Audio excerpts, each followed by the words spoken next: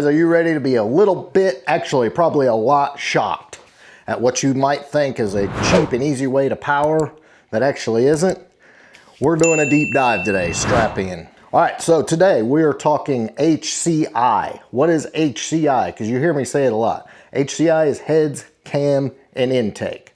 Why do we do heads, cam, and intake? Because the 5.0 liter 302 HO engines in the Fox body Mustangs, that's their biggest downfall. That's right, 302s can make great power, but the biggest restriction is the cylinder heads, followed by the cam and the intake. So when you swap all of those out, you make more power. That's what we're talking about. So we're going to talk about what you need.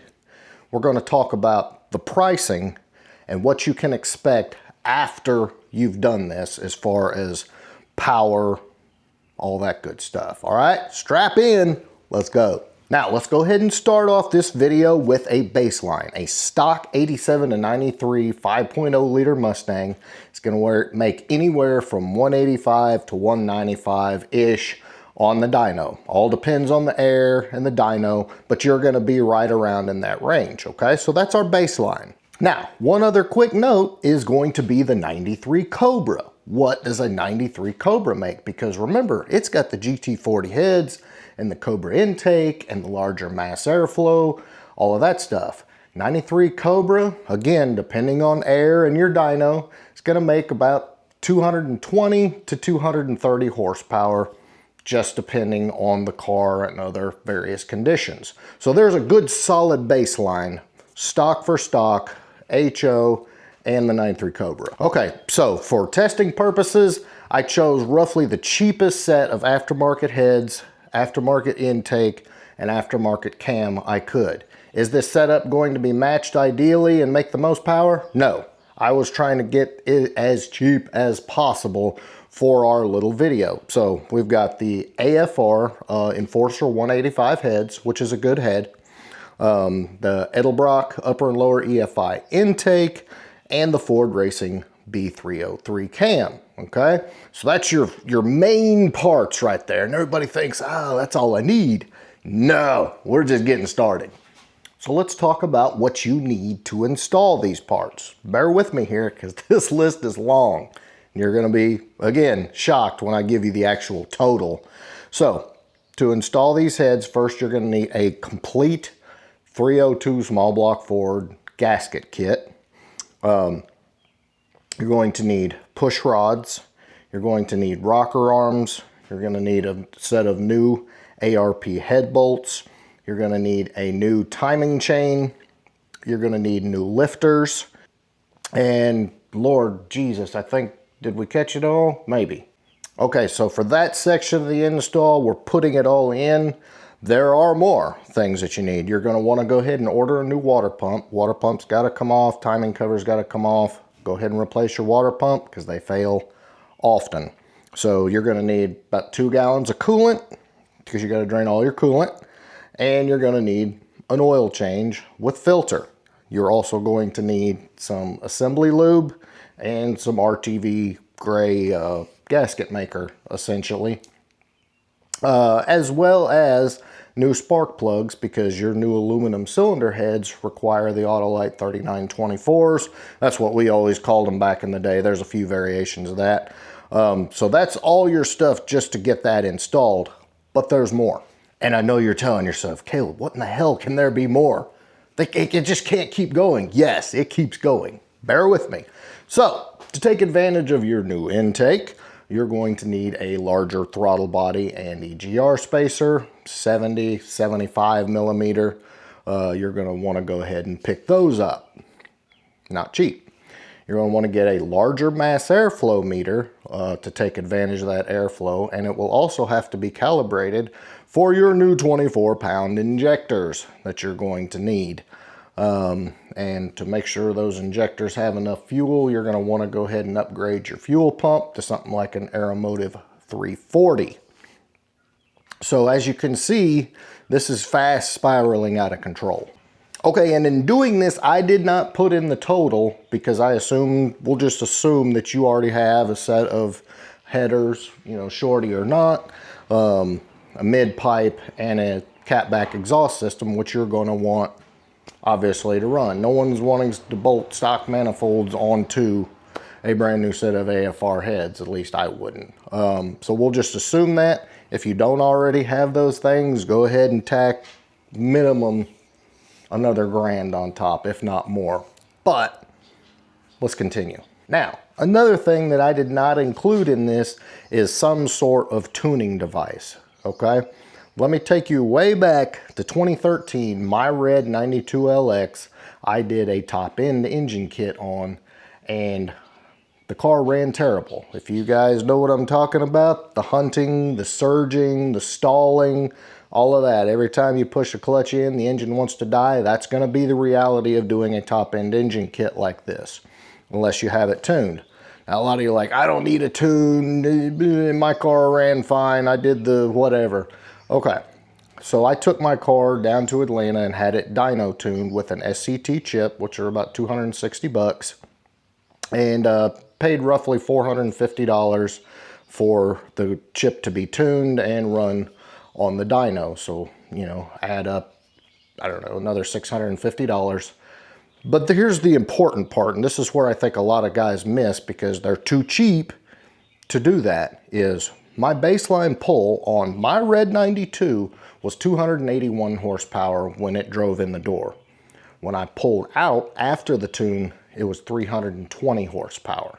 So if you're doing a top end kit and you're leaving, what are we leaving? Roughly 40 horsepower on the table.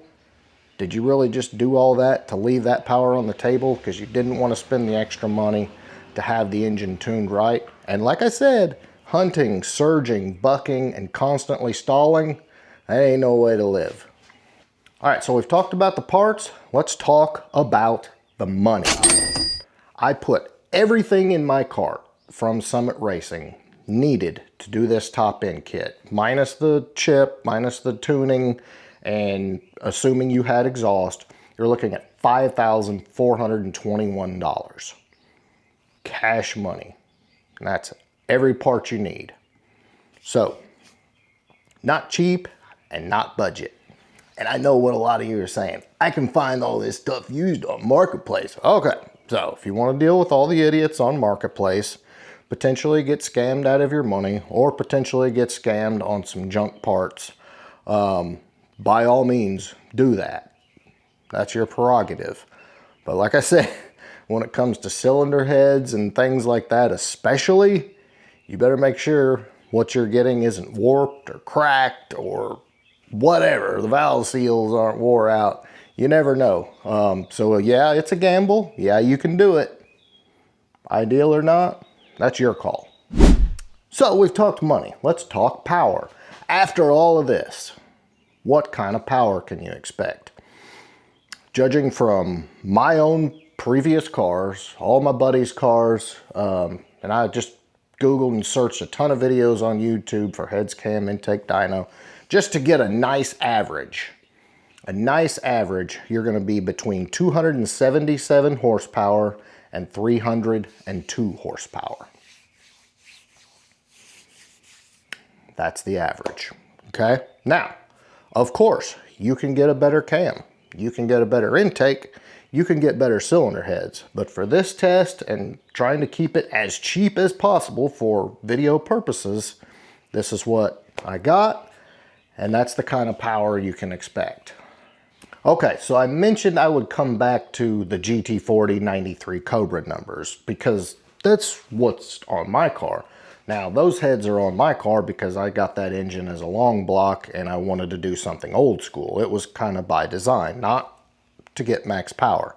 So let's go back to that 93 Cobra dyno video. If you wanted to do a budget GT40 or GT40P combination, which you can get somewhat cheaper, like I said, 93 Cobra made 220 to 230. Throw a little better cam and some more bolt-ons, maybe 250-ish, roughly. You know, there's some freaks out there that have made a little more, but granted, they weren't running air or power steering, you know, all of that good stuff. So in my opinion, for the amount of money and work it takes, doing a GT40 or a GT40P, trying to get power, just is not worth, the juice just isn't worth the squeeze, in my opinion. A top end kit is going to take a lot of work to install. And you're going to need all those extra parts anyway, the rockers and the mass air and the throttle body, all this other stuff. So I don't know. That's up for you to decide. For me, it's just not really worth it. And just remember too, those junkyard P heads you get, you're going to have to send those off and have them checked too. Make sure they're not warped. Put trick flow valve springs in. On and on and on. So there's a lot of cost there too. And for the amount of power that you're going to make, for me, no go. So I'm doing this video because I just did the what it cost me to supercharge this car video, and people were literally shocked by the amount of money that it took, because in our minds, we see the price of the blower and think, oh yeah, I can have a Vortec for this amount of money. Or people see, you know, this head or whatever, that's fairly cheap, you know, I can throw that top end kit on there. What I'm doing in these videos is giving you a real world look as far as the cash outlay that you're gonna have and the power that you're gonna make for your dollar. So that's the point in doing these videos, and I know that this is relevant to you guys because I constantly get the emails and DMs about it. So the reality, based on what we think in our head is budget or a cheaper option, just really isn't that. All right, guys, so that is pretty much gonna be the what. Take a look at these numbers, think it over before you decide to go ahead and take the plunge and, you know, add power to your car. Just be prepared on the front end. That's the biggest thing I want you to take away from this video is be educated, be prepared, and, you know, understand, you know, as far as your expectations go, after you lay out the cash and do all the work, what are you going to get? I will say that most of the time, people that do heads cam intake, they're not satisfied and they want more, whether it be a stroker or a Vortec or a turbo kit or something else. Nitrous is cheap. Can't argue that point. So guys, I do hope this helps. I hope this answers a lot of your questions. If it did, please leave me a big thumbs up right below. Make sure you're subscribed. I'll catch you on the next one.